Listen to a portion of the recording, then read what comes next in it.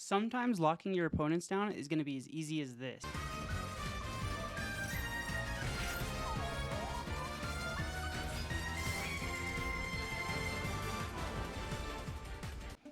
What's up guys, it's Gabber here today, and today I'm here to bring you guys the final version of my anti-meta lockdown burn deck, which I have been perfecting over the last couple days during this NR Festival. And as we are in the last couple days of the NR Festival, as it is the second, I want to show you guys the final version I have of this deck, which I have been able to get a lot of success with. Just earlier in my stream yesterday, I was able to get 2 7-game win streaks, which I'll show you guys here. But before we get into the deck profile, we do have our little key card list here, which I want you guys to take a look at.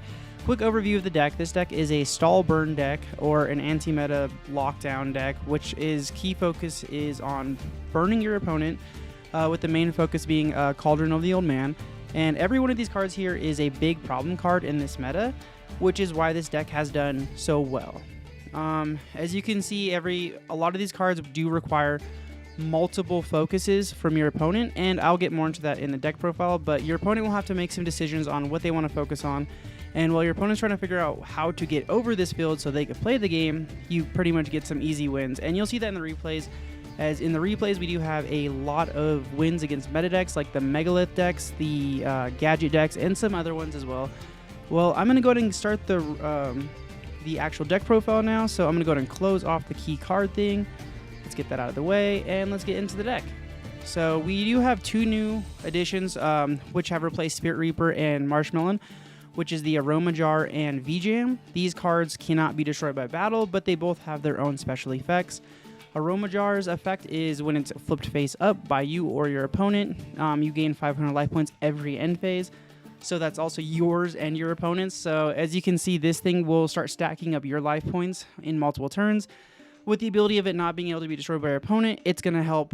It's gonna annoy your opponent, and it's also gonna make you give you some more time to get some of these plays off.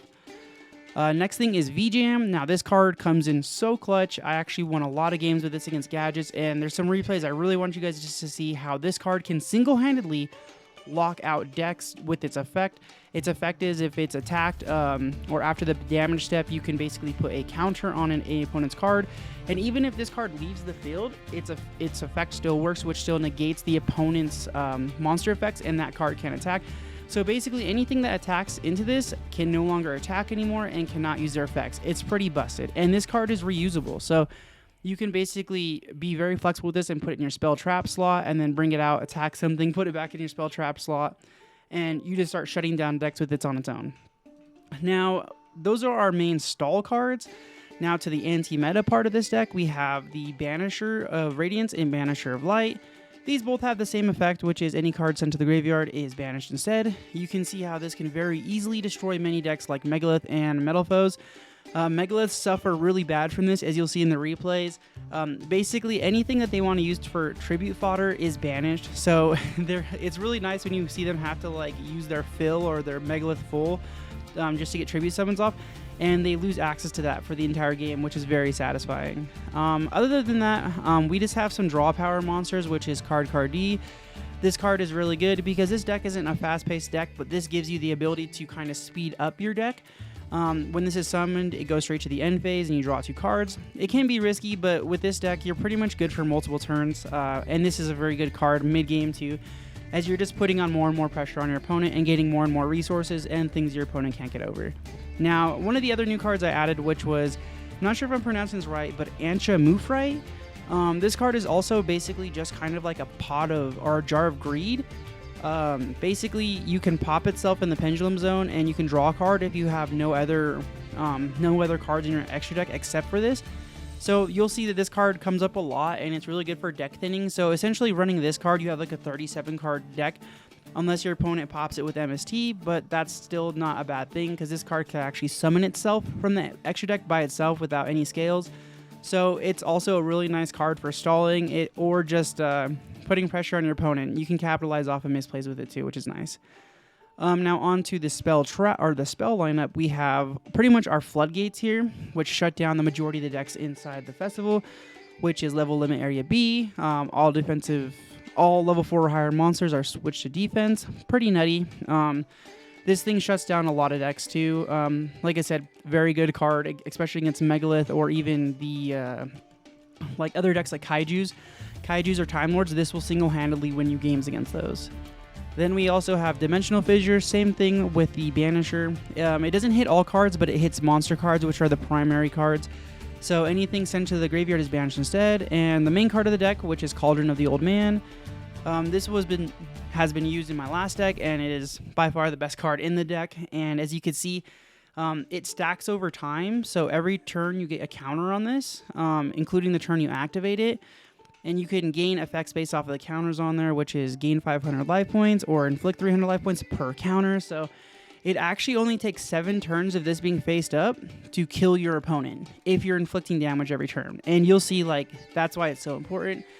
Your opponent will often forget about it the first couple turns, but you'll see after that turn 3, they're focused completely on this and they're not too worried about whatever else you're doing.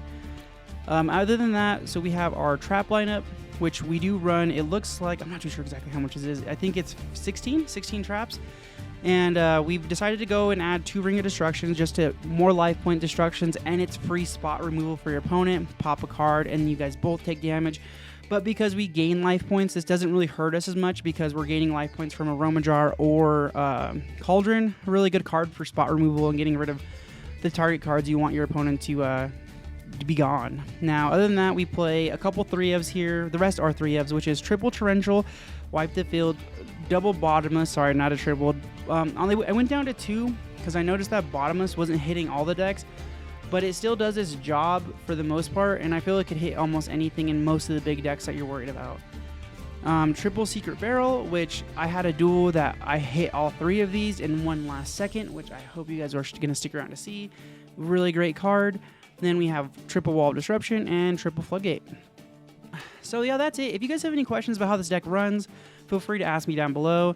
If you guys would like to see the replays, there's a lot of really good replays at the end. And then not only that, I do stream on Twitch where I do play Yu-Gi-Oh! Master Duel a lot. If you guys want to check that out, you guys can. I'd love to see you guys in my streams. Or if you guys want to try to duel me, I can show you what this deck does if a lot of you guys don't believe it's good or not, but it's a pretty good deck.